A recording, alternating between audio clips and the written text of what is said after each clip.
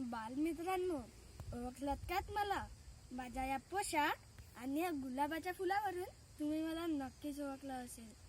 हो ना, बरोबर. मी तुमचा आवडता चाचा नेहरू. तसं माझे नाव तर पंडित जवाहरलाल नेहरू. माझा जन्मदिवस 14 नोव्हेंबर. तुम्ही सर्व माझा जन्मदिवस 14 नोव्हेंबर हा बालदिवस म्हणून साजरा करता. बालमित्रांनो, आज मी तुमच्यासोबत काही बोलायला आलो आहे. कोरोनाच्या महामारीच्या संकटामध्ये तुमच्या शाळा बंद आहे व तुम्ही घरीच आहात. पण तुम्ही पुस्तकापासून दूर जाऊ नका, कारण पुस्तक हेच आपल्याला विचार करण्यास भाग पाडतात व तेच आपल्याला सहाय्यक ठरू शकतात. म्हणून तुम्ही पुस्तकापासून दूर जाऊ नका. जेव्हा संकट आणि गतिरोध जेव्हा जास्त होतात तेव्हा आपल्याला एक नक्की फायदा होतो, तो म्हणजे ते आपल्याला विचार करण्यास भाग पाडतात. बालमित्रांनो, आपल्यामध्ये एक कमी अशी आहे ती म्हणजे आपण मूर्तीबद्दल जास्ती बोलतो व आपल्या कामाकडे लक्ष कमी देतो. म्हणून आपल्याला कामाकडे जास्ती लक्ष द्यायला हवे. बालमित्रांनो, गेल्या 8 महिन्यांपासून तुमच्या शाळा बंद आहे व तुम्ही घरीच आहात. म्हणून मला तुम्हाला एक गोष्ट सांगायची आहे. ती म्हणजे आत्मनिर्भर व्हा.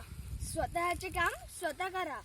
मी सुद्धा स्वतःचे काम स्वतः करीत होतो आणि मला लहानपणापासून स्वतःचे काम स्वतः करण्याची सवय सुद्धा होती. एके दिवशी मी इंग्लंडमध्ये असताना मी सकाळी माझे बूट पॉलिश करीत होतो. तेव्हा माझे वडील मोतीलाल नेहरू त्यांना हे दृश्य दिसले. ते मला म्हणाले की तू हे बूट पॉलिश करण्याचे काम तू का करीत आहेस? तू हे तुझे काम नोकरांना का नाही सांगत? त्यावेळेस मी माझ्या वडिलांना म्हणालो की जे काम मी स्वतः करू शकतो ते काम मी नोकरांना का सांगणार?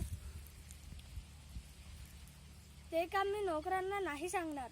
म्हणून जेव्हा चांगल्या गोष्टींचा लाभ आपण घेत असतो व त्यांच्याकडून आपण शिकत असतो, तोच माणूस बुद्धिमान असतो. जीवन हे सोपे नाही. जीवनामध्ये अनेक संकट आहेत. कधी सुख, कधी दुःख, कधी यश अपयश येणारच. पण त्यांना सामोरे जाण्याचे धाडस आपल्यामध्ये निर्माण झाले पाहिजे. म्हणूनच आपल्याला चांगल्या गोष्टी शिकायला पाहिजे. मग बालमित्रांनो, मी पुढल्या वर्षी तुम्हाला नक्की भेटायला येईल बरं.